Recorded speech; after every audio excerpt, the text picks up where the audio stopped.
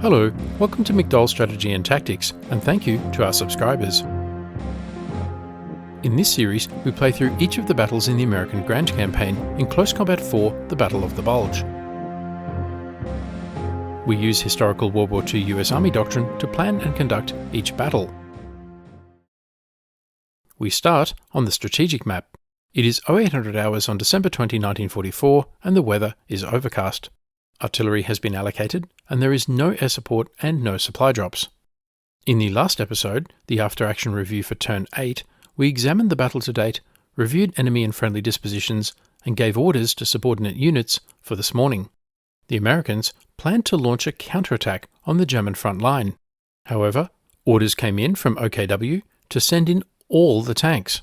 In a bold and unexpected move, the Germans seized the initiative and preempted the American counterattack, and instead launched a second wave assault across the entire front line, leaving behind their infantry and throwing 4 Panzer, 2 Nachrichten and 2 Panzergrenadier Kampfgruppe into the fight, taking advantage of the bad weather and total absence of Allied air cover. The next battle is back where we started the campaign, at Simmerath, between the US 14th Cavalry Group and the German Kampfgruppe Peiper from 1st Panzer Division. Yes, that's right, Kampfgruppe Peiper is back. Three-storey buildings dominate Simmerath. Holding the hotel, the church, and the large 3-storey building next to the square should be your prime objectives. After these buildings are secure, you should keep the road to Baugnez clear as a path of retreat. The forest, south of the town, can be used for flanking movement, so guard it as well. On the US side is an American cavalry battle group from the 14th Cavalry Group, under command of Colonel Devane. It moves very fast, and reserves are full. The company consists of 3 platoons.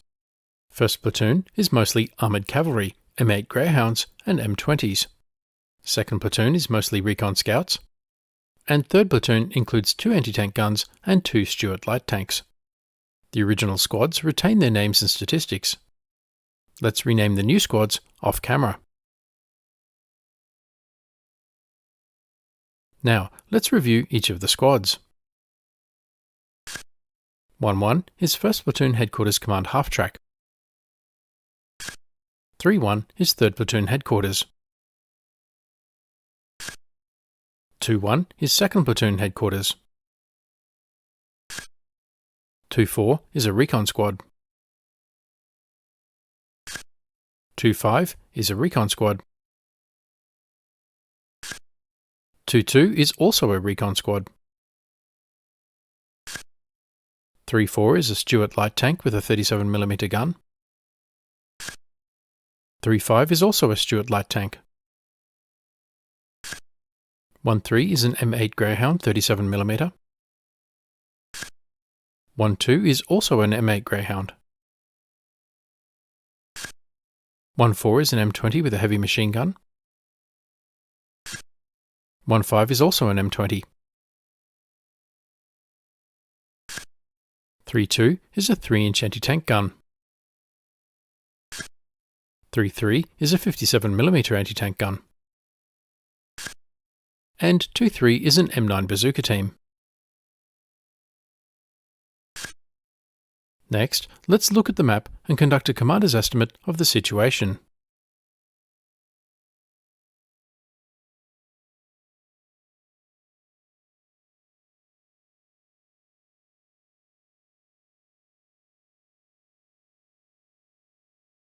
Our mission is to clear Simmerath. A number of roads converge at the small village of Simmerath. The village consists of 2- and 3-storey wooden buildings with a 4-storey church tower to the north. The area immediately around the village is clear, but soon gives way to forest. Observation from the village buildings is likely to be good, and the roads make natural fire lanes.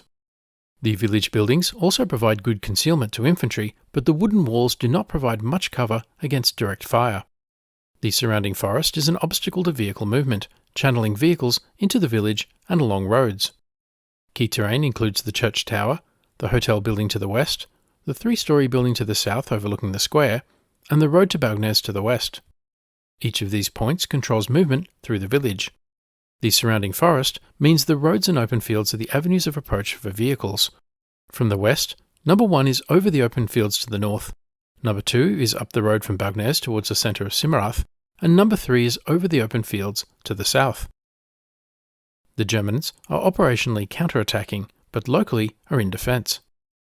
They could target each of the avenues of approach, and could position to achieve a combination of flanking and frontal fire on each. The Panzergrenadier and Sonderkraftfahrzeug could occupy positions in and around the buildings in Simmerath, delivering frontal fire down each avenue of approach. The Panzers could occupy a support fire line to the north, putting flanking fire into each of the avenues of approach. Throwing a reconnaissance company equipped with armoured cars into a frontal attack against a Panzer company equipped with heavy tanks just seems silly. The mission of the reconnaissance company is to locate and report on the main body of hostile troops. So, the Americans would not attack. Instead, the cavalry would locate and report on the main body of Kampfgruppe Peiper. Where are they? What equipment do they still have? Are they advancing on the offensive or remaining on the defensive? The Americans would avoid careless and unnecessary exposure of vehicles. Instead, they would achieve mobility through skillful use of the vehicles in taking advantage of cover and by rapid movement. So, the vehicles would remain behind cover. The recon squads would take cover in the buildings. The anti-tank guns would provide a defensive screen covering up the main road and over the open ground in the south. This force would defend itself against any advancing German units. And, if opportunity presents, they would probe forward to see if they could achieve a local penetration.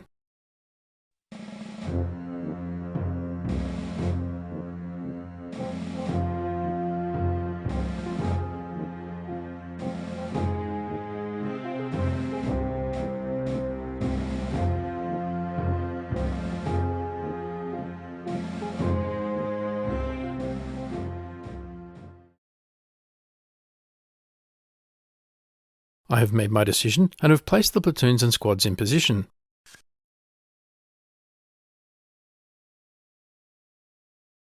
The vehicles of 1st Platoon taking advantage of cover behind the buildings.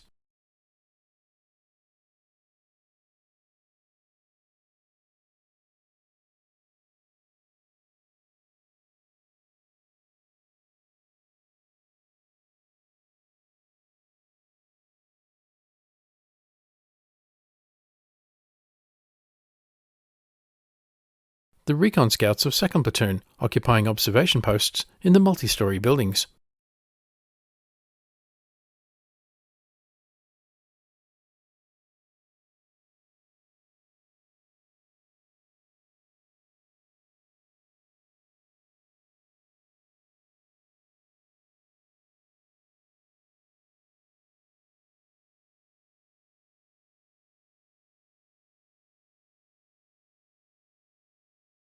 And in 3rd Platoon, the anti-tank guns covering over the open ground in the south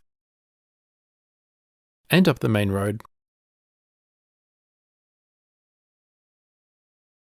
with the Stuart light tanks covering the northern flanks.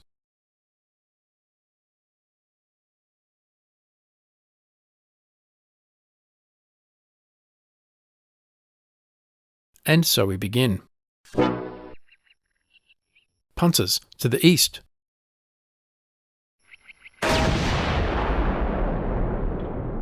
.32, Corporal Brock's 3-inch anti-tank gun, fires.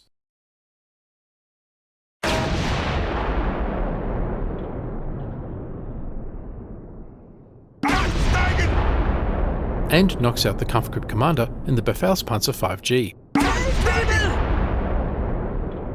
Followed immediately by the Panzerkampfwagen 4H. German mortar fire.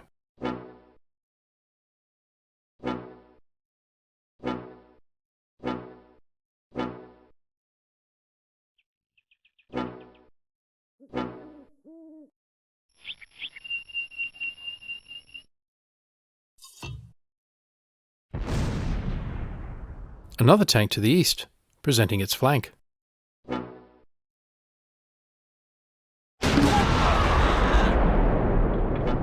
Shots in both directions. Only Roy is left to man the gun.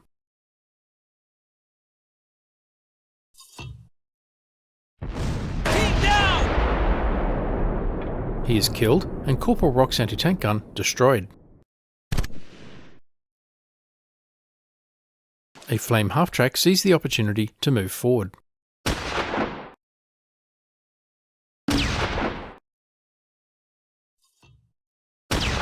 Paralysis' Greyhound is immobilised by a Sturmgeschütz to the north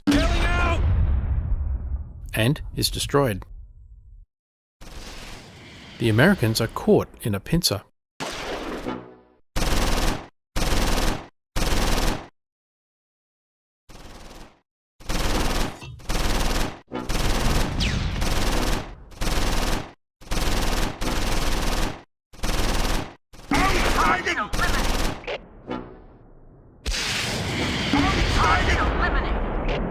Sonderkraftfahrzeug 251/16 Flammenwerfer destroyed, much to everyone's relief.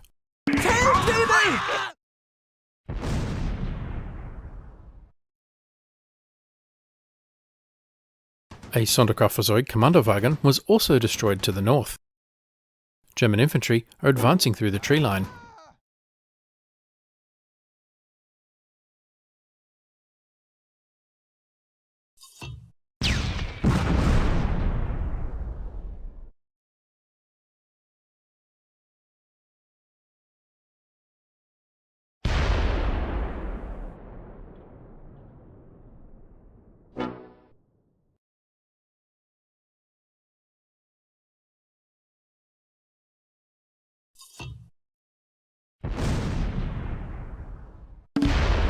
The Sturmgeschütz brings 3-5 Zaberlouis Stuart tank under fire. His armor's too thick! His armor's too thick! The Stuart is immobilised and returns fire. Another Panzer IV to the northeast. Beyond! Lassen's Stuart does not have the shot.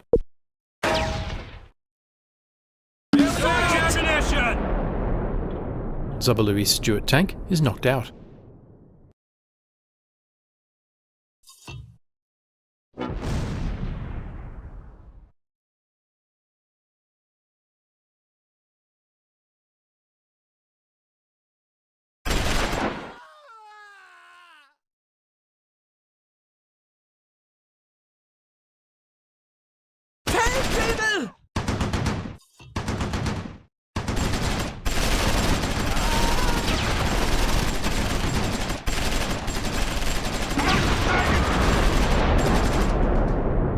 His armor's too thick! 3-3 Gibbs 57mm anti-tank gun knocks out another Panzer IV.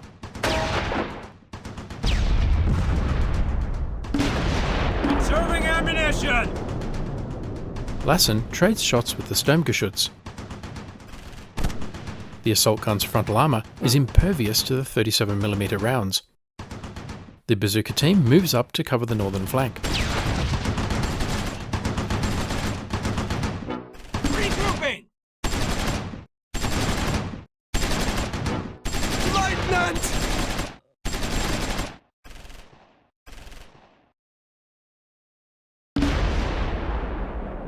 Gibbs's anti-tank gun looks for a target. His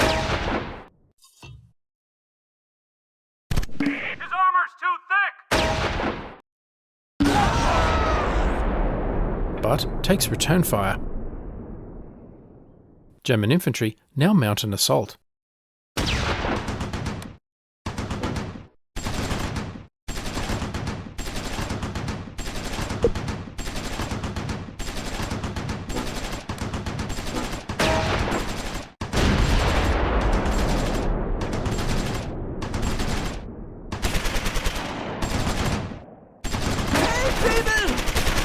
Gibbs's gun damages the Panzer.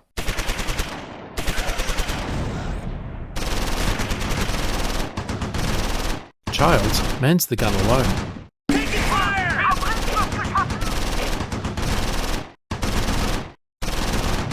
Like I can!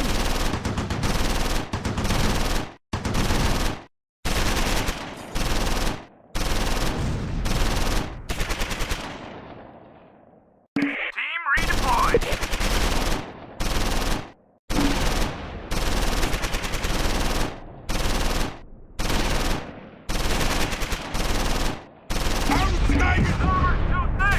and knocks out the last remaining Panzer. Redeployed. Bailing out. We need to pull back.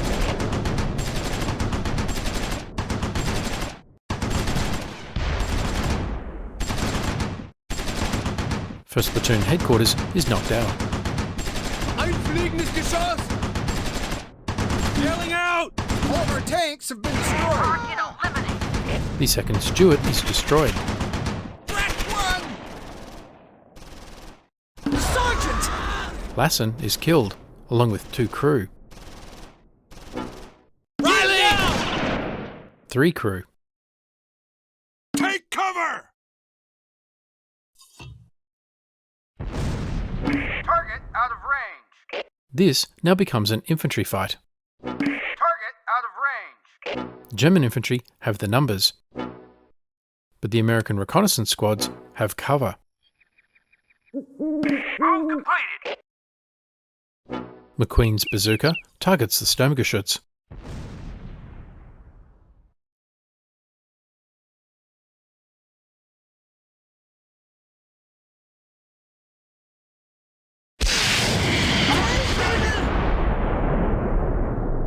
And knocks it out with the first shot. With all German armour eliminated and American armoured cars still available, the battle now swings decisively in favour of the Americans. No clear path. Time for the armoured cars to probe forward and contest the square against German infantry. Team redeployed. In position.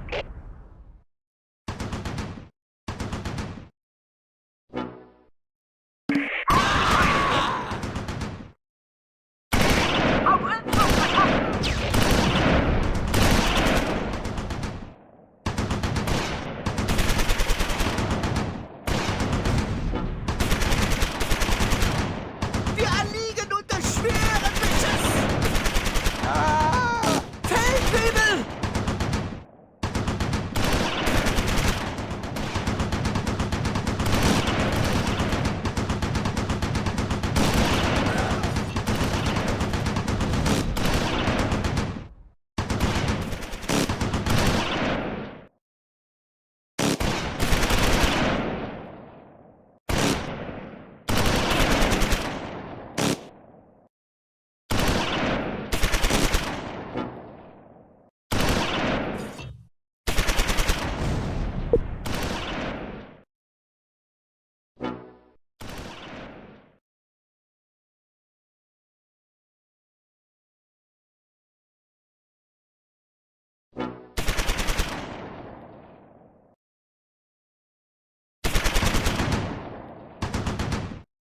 Team redeployed.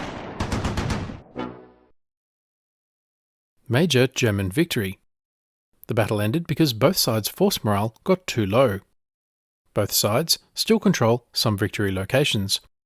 The Germans won the battle because they control a greater number of crucial victory locations than the Americans. I am not sure about this result. The Americans were just starting to counterattack infantry with armour. Had the battle continued a couple more minutes, it is almost certain it would have been a total American victory and another German Kampfgruppe disbanded. The Americans took 9 killed, 10 wounded, 1 tank destroyed, 1 damaged, 2 vehicles destroyed, and 1 anti-tank gun destroyed. The Germans took 13 killed, 15 wounded, 5 tanks destroyed, and 2 half-tracks destroyed. Let's examine the American squads. Lassen and Kay in 1st Platoon headquarters seriously wounded. Powell and Levy in Paralysis Greyhound seriously wounded.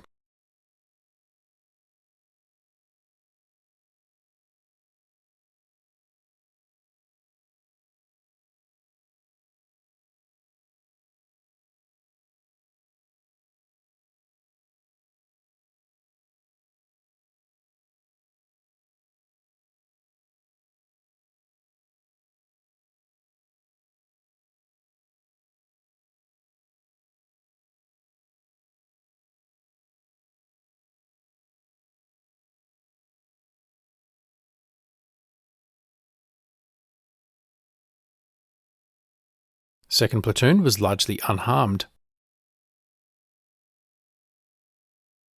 McQueen, on the bazooka, is credited with another tank kill and awarded the Combat Infantryman's Badge to go with his Bronze Star.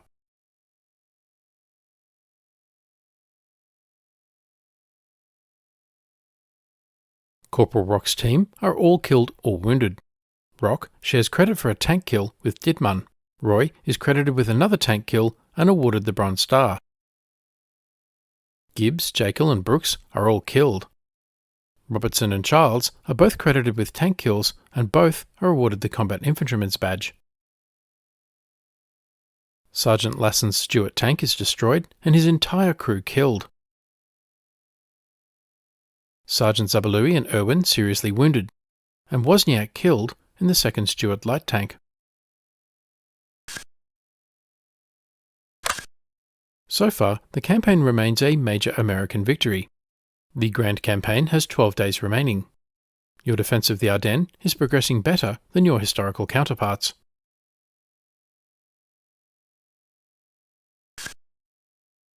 Cumulative American losses are 279 killed in action, 280 wounded in action, 29 tanks, 4 vehicles, and 15 guns. Cumulative German losses are 678 killed, 616 wounded, 91 tanks, 89 vehicles, and 1 anti-tank gun.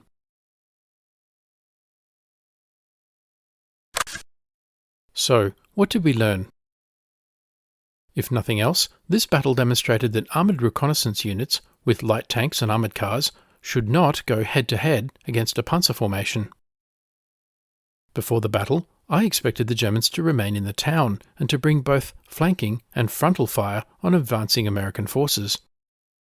For this reason, I held the vehicles back, covered by the anti-tank guns and bazooka. As Doctrine recommends, I aimed to maximise mobility through skillful use of the vehicles in taking advantage of cover and by rapid movement. The attack from the northern flank was therefore unexpected. When the Stuart light tanks were engaged by the Sturmgeschütz assault gun, they were able to fire back, but without effect, and were quickly destroyed. In contrast, the anti-tank guns and bazooka accounted for all 5 Panzers destroyed. With the Panzers out of the way, the American armoured cars started to probe forward, engaging German infantry. Had the battle continued, the American probe would have swept German infantry before it, and taken Simmerath. This demonstrates Rommel's old adage that you should use anti-tank artillery against tanks, tanks against infantry, and infantry against artillery. Let me know what you think in the comments below. Thanks for watching. Please remember to like, comment, subscribe, and donate, and stay tuned for the next episode.